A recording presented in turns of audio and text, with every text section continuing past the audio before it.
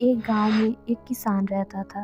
उसके परिवार में उसकी पत्नी और एक लड़का था। कुछ सालों के बाद पत्नी की मृत्यु हो गई। उस समय लड़के की उम्र 10 साल थी। किसान ने दूसरी शादी कर ली। उस दूसरी पत्नी से भी किसान को एक पुत्र प्राप्त हुआ। किसान की दूसरी पत्नी की भी कुछ समय बाद मृत्यु हो गई। किसान का बड़ा बेटा जो पहली पत्नी से प्राप्त हुआ था, जब शादी के योग्य हुआ तब किसान ने बड़े बेटे की शादी कर दी।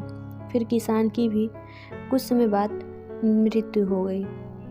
किसान का छोटा बेटा जो दूसरी पत्नी से प्राप्त हुआ था और पहली पत्नी से प्राप्त बड़ा बेटा दोनों साथ साथ रहते थे।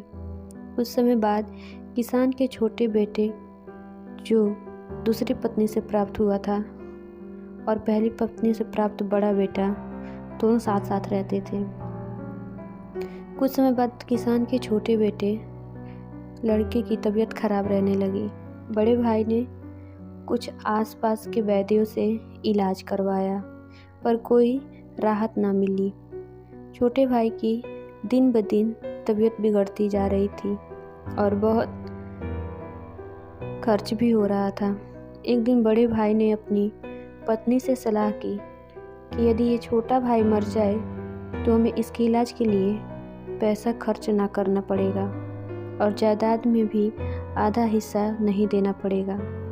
तब उसकी पत्नी ने कहा कि क्यों न किसी वैद्य से बात करके इसे जहर दे दिया जाए, किसी को पता भी न चलेगा, किसी रिश्तेदारी में भी कोई शक न करेगा कि बीमार था।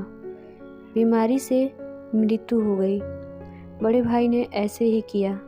एक वैद्य से बात की कि आप अपनी फीस बताओ, ऐसा करना मेरे छोटे बीमार भाई को दवा के बहाने से जहर देना है।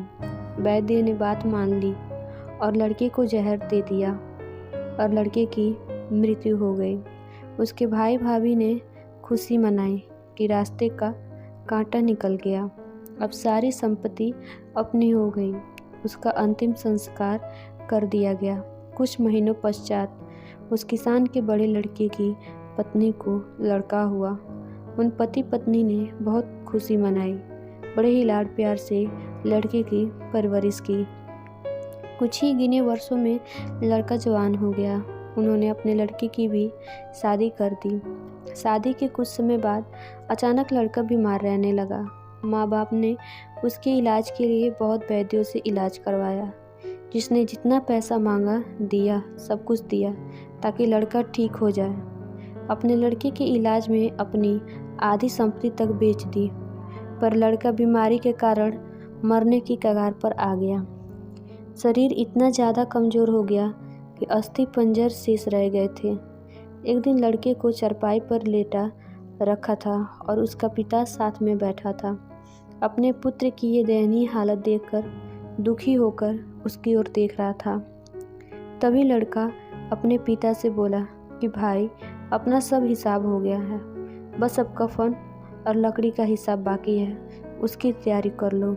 ये सुनकर उसके पिता ने सोचा कि लड़के का दिमाग भी काम नहीं कर रहा है बीमारी के कारण, और बोला, बेटा मैं तेरा बाप हूँ, भाई नहीं। तब लड़का बोला, मैं आपका वही भाई हूँ जो आपने जहर खिलाकर मरवाया था।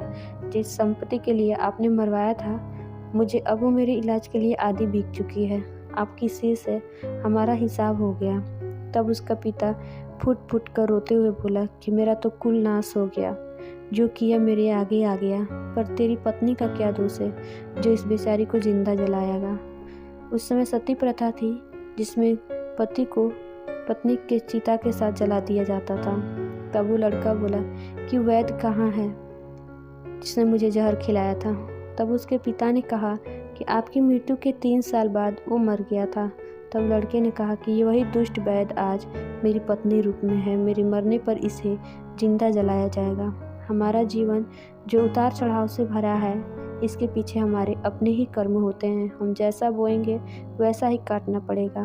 कर्म करो तो फल मिलता है, आज नहीं तो कल मिलता है। जितना गहरा अधिक हो कुआं, उतना मीठा जल मिलता है। जीवन के हर कठिन प्रश्न का जीवन से ही हल मिलता है।